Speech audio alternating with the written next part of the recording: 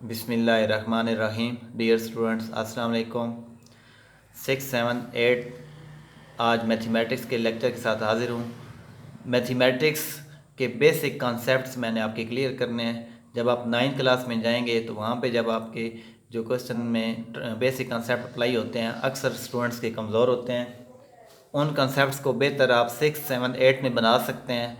तो इसलिए मैंने एक कोर्स बनाया 30 दिनों का। 30 लेक्चर्स आपके होंगे। 30 लेक्चर जो स्टूडेंट ये अच्छी तरह कर लेगा, कभी भी 9th या हायर क्लासेस में वो उसका प्रॉब्लम नहीं बनेगा। तो आज हमारा जो टॉपिक है वो है फैक्टराइजेशन। फैक्टराइजेशन पे हमारे 3 से 4 दिन लगेंगे।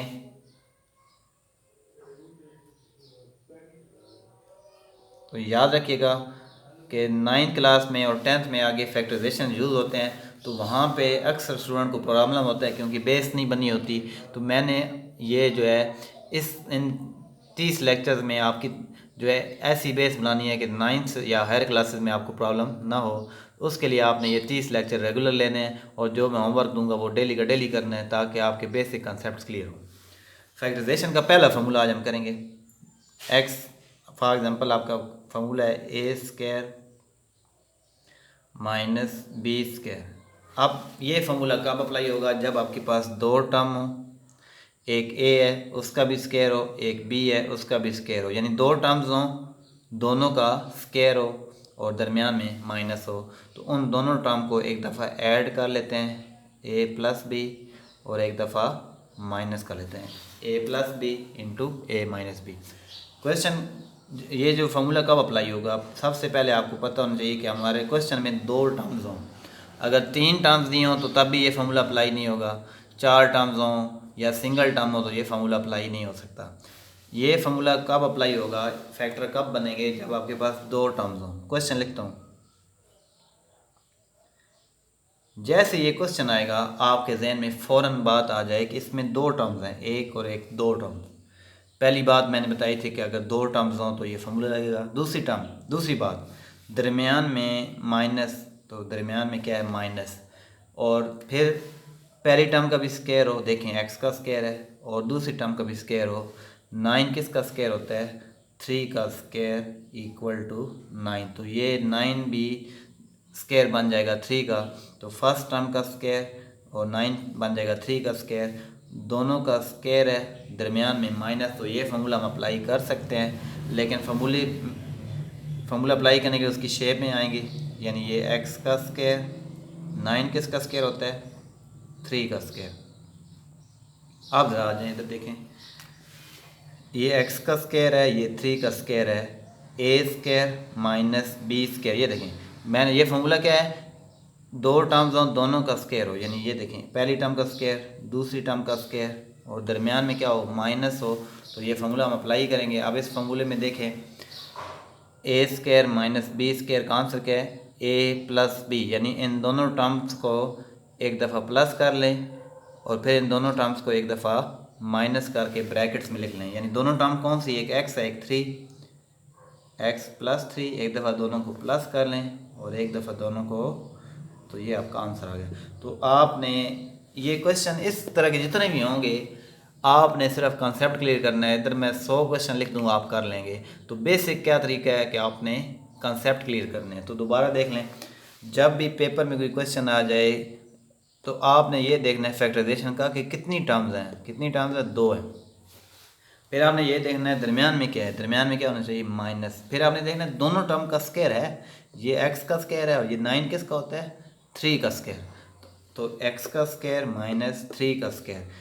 फिर आपने क्या कर लेना है कि ये फार्मूला देखें, A square minus B square equal to, दोनों को एक दफ़ा प्लस करके लिखेंगे, फिर दोनों को एक दफ़ा minus, A plus B, A minus B. ये एक्स का स्क्वायर 9 होता है, 3 का square, A square minus B square equal to A plus B, यानी दोनों टर्म्स को एक दफ़ा प्लस करके लिखें, फिर दोनों टर्म्स को एक दफ़ा माइनस करके लिखें। तो क्वेश्चन कोई और अब देखते हैं। X square minus 4। जब भी मैं क्वेश्चन लिखूँगा तो आपके जहन में क्या आना चाहिए कि इस पे फार्मूला कौन सा अप्लाई होगा। तो उसमें कितनी टर्म्स हैं? ये दो टर्म्स हैं। दो टर्म्स का मतलब है कि ये वाला फॉर्मूला दो टर्म्स में अप्लाई होता है, और उसके अलावा दरमियान में क्या होना चाहिए, माइनस, इधर भी माइनस, फिर क्या है, पहली टर्म का भी स्क्वायर हो, दूसरी टर्म का भी स्क्वायर हो।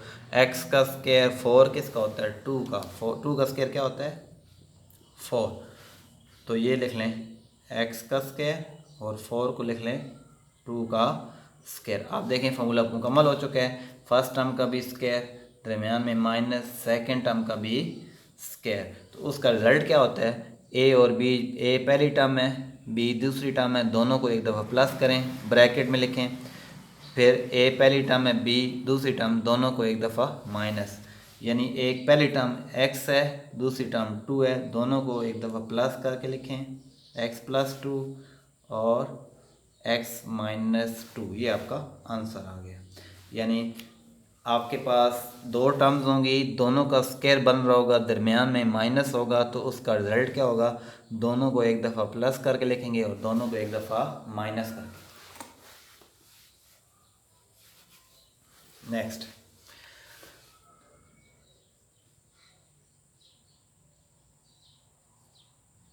X square minus 25। इसमें अब नोट करें कि कितनी टर्म्स हैं, एक और एक, दो। पहली बात तो ये नोट करनी है। दूसरी बात, दरमियान में माइनस है, जी माइनस है।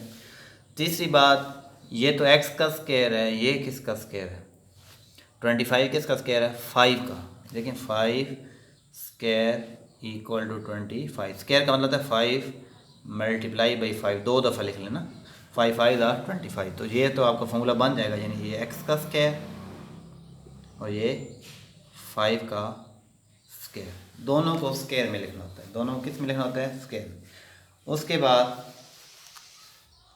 फॉर्मूला चेक करें, पहले ए का स्क्वायर माइनस बी का स्क्वायर, यानी दोनों टर्म्स का, ये पहले टर्म का स्क्वायर फिर दूसरी टर्म का स्क्वायर, दरमियान में क्या है, माइनस। इसका आंसर क्या होता है, ए समझ लें, ये इसको ए समझ लें, इसको B, A square minus B square equal to A plus B, A minus B. यानी जो दो टर्म्स हैं उन दोनों को प्लस कर लें, यानी एक्स पहली टर्म है, 5 दूसरी टर्म है, तो एक्स प्लस 5। फिर इन दोनों टर्म को क्या करना है, ये देखें माइनस, तो x minus 5।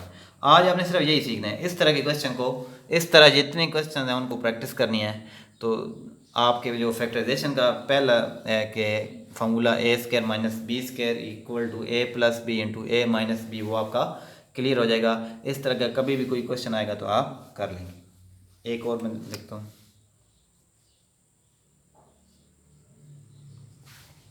X square minus 100। जब ये देखें दो टर्म्स हैं, दरमियान में माइनस है, तो ये फॉर्मूला अप्लाई होगा। तो ये एक्स का स्क्वायर है, 10 का स्क्वायर क्या होता है, 100। क्यों, 10 मल्टीप्लाई बाई 10 100। 10 को अगर आप 10 से मल्टीप्लाई करें, कैलकुलेटर से 100 आएगा। तो 10 का दो दफ़ा, दो दफ़ा मतलब स्क्वायर। तो 100 को क्या लिख लेंगे, 10 का स्क्वायर। 100 को क्या लिखेंगे, 10 का स्क्वायर। अब देखें, पहली टर्म का स्क्वायर, दूसरी टर्म का स्क्वायर, दरमियान में माइनस, तो इसका सलूशन क्या होता है, जो दो टर्म्स हैं दोनों को एक दफ़ा ऐड कर लें ब्रैकेट्स में और एक दफ़ा माइनस कर लें ब्रैकेट्स में। तो x प्लस 10 और x माइनस 10, ये आपका आंसर आता है। तो आज आपने जो सीखा है, एक ही फार्मूला फैक्टराइजेशन का, पहला फार्मूला 6th क्लास 7th और 8th तीनों के लिए लेक्चर्स हैं। तीनों ने यही आपने नोट कर लेना, जितने क्वेश्चन मैंने किए हैं ये सारे नोट कर लेने हैं, और जो अभी दे रहा हूँ असाइनमेंट वो भी नोट कर लेना है, और जो असाइनमेंट दे रहा हूँ इनके जो आंसर हैं वो आपने कमेंट में बताने हैं। तो पहला क्वेश्चन ये करना है,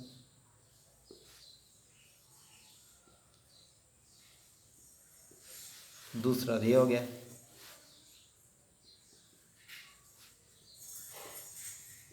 ये 4 क्वेश्चन हैं, आपने ये 4 क्वेश्चन आपके होमवर्क हैं, असाइनमेंट हैं, सब ने ये करने हैं, और इन सब के फिर जो आंसर आपने कमेंट में बताने हैं। और इन चारों क्वेश्चन को आप अपने जो है कॉपी, आपने नीट कॉपी ले लें, उस पर करने हैं। तो फैक्टराइजेशन का जो पहला फार्मूला तो वो आज हमने किया है, कल इंशाल्लाह सेकंड फार्मूला करेंगे। इसी तरतीब से आप चलते रहेंगे। तो जो मैंने बेसिक कॉन्सेप्ट्स के 30 लेक्चर मैंने टोटल आपके लिए तैयार करने हैं। 29 लेक्चर्स के बाद आपके 9th के जो है, 9th में जब आप जाएंगे तो आपको कभी भी कोई प्रॉब्लम नहीं होगी। लेकिन उसके लिए बेस ये है कि आपने ये 30 लेक्चर का जो है ये आपके सब स्टूडेंट्स का तैयार हो, 30 लेक्चर आपको तैयार हों और कंसेप्ट के साथ तैयार हों, यानी जब भी मैं कोई क्वेश्चन लिखूं तो आप उसको हल कर लें। तो कल इंशाल्लाह नए लेक्चर के साथ हाजिर होंगे। कल तक के लिए अल्लाह हाफिज़।